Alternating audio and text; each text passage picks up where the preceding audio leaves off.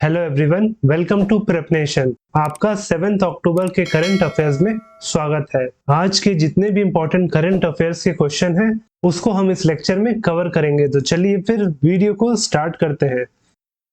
पहला question, which of the following state launch Vande Mataram initiative?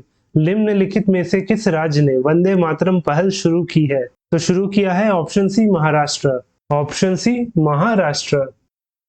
तो महाराष्ट्र के जो डिप्यूटी सीएम हैं देवेंद्र फडणवीस जी, उन्होंने इस इनिशिएटिव जिसका नाम है वंदे मातरम को शुरू किया है। और वहीं इस इनिशिएटिव को लॉन्च किया गया था 2 अक्टूबर को, जो था महात्मा गांधी का 153rd बर्थ एनिवर्सरी। और वहीं इस इनिशिएटिव के तहत जितने भी महाराष्ट्र के सरकारी कर्मचारी हैं वो जब भी बात करेंगे फोन पे किसी से तो वो हेलो की जगह वंदे मातरम बोलेंगे। तो ये काफी यूनिक इनिशिएटिव है। और वहीं इस इनिशिएटिव को लॉन्च किया गया था वर्धा में। Arunachal Pradesh governor B D Mishra has been given additional charge of which of the following states? Arunachal Pradesh के राज्यपाल बीडी मिश्रा को निम्नलिखित में से किस राज्य का अतिरिक्त प्रभार दिया गया? तो दिया गया है ऑप्शन ए मेघालय राज्य का। Option A Meghalaya. इससे पहले मेघालय के गवर्नर थे सत्यपाल मलिक जी, जिनका कार्यकाल 3 अक्टूबर 2022 को खत्म हो गया था। वहीं जो सत्यपाल मलिक थे वो मेघालय के गवर्नर बने थे वर्ष 2020 को। वहीं बीडी मिश्रा को गवर्नर के रूप में शपथ दिलाया मेघालय के acting chief justice Harman Singh Thangkhiew ने। Harman Singh थांगक्यू। Who took over as the chairman and managing director of GAIL Limited in October 2022? अक्टूबर 2022 में गेल इंडिया लिमिटेड के अध्यक्ष और प्रबंध निदेशक के रूप में किसने पदभार संभाला? तो संभाले हैं option D Sandeep Kumar Gupta. Option D Sandeep Kumar Gupta. Sandeep Kumar Gupta ji जो इससे पहले इंडियन ऑयल कॉरपोरेशन के फाइनेंस डिपार्टमेंट के डायरेक्टर थे और इन्होंने रिप्लेस किया है मनोज जैन जी को, जिनका कार्यकाल 31 अगस्त को खत्म हो गया था। वहीं संदीप कुमार गुप्ता जी गेल का चेयरमैन और मैनेजिंग डायरेक्टर का जो पद है वो फरवरी 2026 तक संभालेंगे। वहीं बात करें गेल लिमिटेड की तो इसका फुल फॉर्म है gas authority of India limited. और ये जो है एक पब्लिक सेक्टर अंडरटेकिंग है जो आता है ministry of petroleum and natural gas के अंदर। और वहीं पेट्रोलियम और नेचुरल गैस को हेड करते हैं हरदीप सिंह पुरी जी। और वहीं गेल इंडिया को महारत्न का स्टेटस मिला था 1 फरवरी 2013 को। वहीं इसका हेडक्वार्टर नई दिल्ली में है और ये वर्ष 1984 में एस्टैब्लिश हुआ था। Name the personality who was appointed as India second chief of defence staff of India. उस व्यक्तित्व का नाम बताए जिसे भारत के दूसरे चीफ ऑफ डिफेंस स्टाफ के रूप में नियुक्त किया गया था। तो नियुक्त हुए हैं option C lieutenant general Anil Chauhan ji. Option C lieutenant general Anil Chauhan.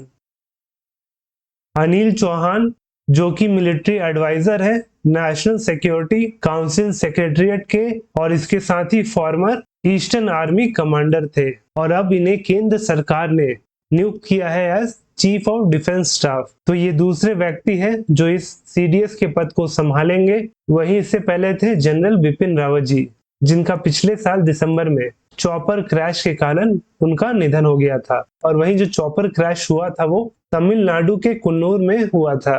वहीं लेफ्टिनेंट जनरल अनिल चौहान को कई सारे मेडल्स मिले हैं, जैसे कि परम विशिष्ट सेवा मेडल, उत्तम युद्ध सेवा मेडल, अति विशिष्ट सेवा मेडल, सेना मेडल और विशिष्ट सेवा medal. Who took charge as the 37th Director General of Central Reserve Police Force in October 2022? अक्टूबर 2022 में केंद्रीय रिजर्व पुलिस बल सीआरपीएफ के 37वें महानिदेशक के रूप में किसने कार्यभार संभाला? तो संभाला है ऑप्शन सी सुजोय लाल थाउसेन ने। ऑप्शन सी सुजोय लाल थाउसेन।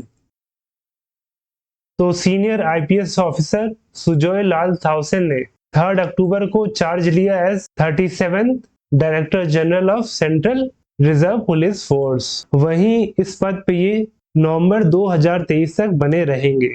और वहीं इससे पहले थाउसेन जी डायरेक्टर जनरल थे सशस्त्र सीमा बल के यानी कि एसएसबी के। और साथ में इनको एडिशनल चार्ज भी दिया गया था इंडो टिबेटन बॉर्डर पुलिस का।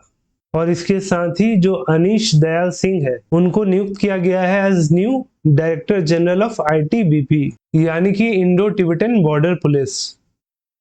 Who was elected as the vice president of the International Astronautical Federation अंतरराष्ट्रीय अंतरिक्ष यात्री महासंघ के उपाध्यक्ष के रूप में किसे चुना गया है? तो चुने गए हैं option B AK Anil Kumar. Option B AK Anil Kumar.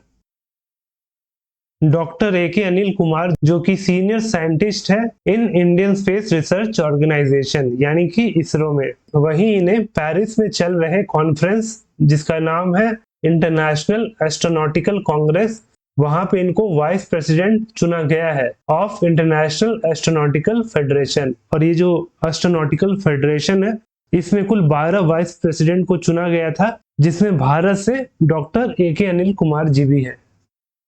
Who among the following has been awarded the 32nd Bihari पुरस्कार in 2022? निम्नलिखित में से किसे 2022 में 32वें बिहारी पुरस्कार से सम्मानित किया गया है? तो सम्मानित हुए हैं ऑप्शन डी डॉक्टर माधव हदा।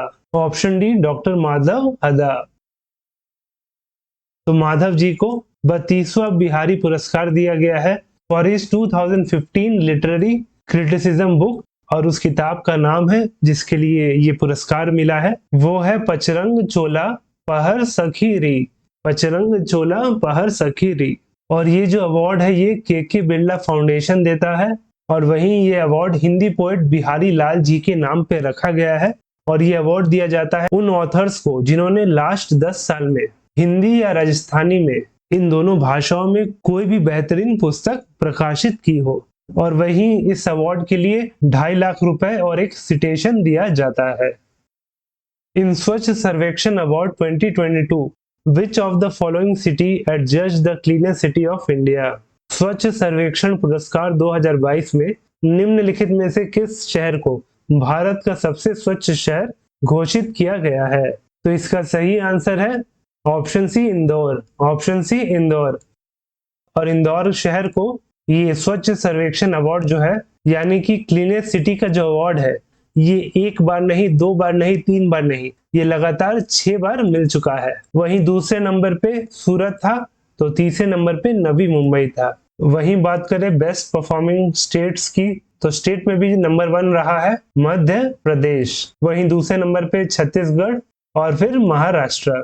वहीं जो अगला कैटेगरी है cities having population fewer than 1 lakh यानी वो शहर जहां पे जो आबादी है वो 1 लाख से कम है। तो उस सूची में महाराष्ट्र का पंचगनी नंबर 1 रहा है। वहीं दूसरे नंबर पे छत्तीसगढ़ का पाटन शहर रहा है। वहीं अगला कैटेगरी जो है वो है क्लीनेस्ट गंगा टाउन का यानी कि वो शहर जो गंगा किनारे बसा हुआ है उसमें जो सबसे सफाई वाला शहर है वो हरिद्वार है। वहीं दूसरे नंबर पे वाराणसी है तो तीसरे नंबर पे ऋषिकेश है। वहीं अगला कैटेगरी है वो है क्लीनेस्ट कैंटोनमेंट बोर्ड। तो भारत का जो क्लीनेस्ट कैंटोनमेंट बोर्ड है वो है महाराष्ट्र का Deolali cantonment board. Deolali. Who signed an MOU with Google to ease searching the internet in Sanskrit? Sanskrit में इंटरनेट की खोज को आसान बनाने के लिए गूगल के साथ समझौता ज्ञापन पर हस्ताक्षर किसने किया है? तो किया है option D Indian Council for Cultural Relation ने। Option D Indian Council for Cultural Relation यानी कि ICCR ने। तो ICCR और गूगल ने दोनों ने मिलके MOU साइन किया है ताकि संस्कृत में जो गूगल का ट्रांसलेशन है वो आसान हो जाए। वहीं संस्कृत को मिला के 8 इंडियन भाषा जो है अब गूगल ट्रांसलेट में शामिल है जिसमें और वो कौन कौन सी है तो देख लेते हैं। पहला है संस्कृत, दूसरा असमीज, तीसरा भोजपुरी, चौथा डोगरी, पांचवा कोंकणी, छठा मैथिली, सातवां मिजो और आठवां Manipuri. In which country Shri Bhagavad Gita Park is located? Shri Bhagavad Gita Park किस देश में स्थित है? तो ये जो क्वेश्चन है वो आपके लिए है। आपको इसका सही आंसर हमें नीचे कमेंट करके बताना है। वहीं हमारा ये डेली करंट अफेयर का जो लेक्चर का PDF है आपको हमारे टेलीग्राम चैनल प्रेप नेशन में मिल जाएगा जिसका लिंक नीचे डिस्क्रिप्शन में दिया गया है। आप वहां पे जाके उसे फ्री में डाउनलोड कर सकते हैं। और अगर वीडियो अच्छा लगा हो तो वीडियो को लाइक करें और साथ में हमारे चैनल प्रेप नेशन को सब्सक्राइब करें।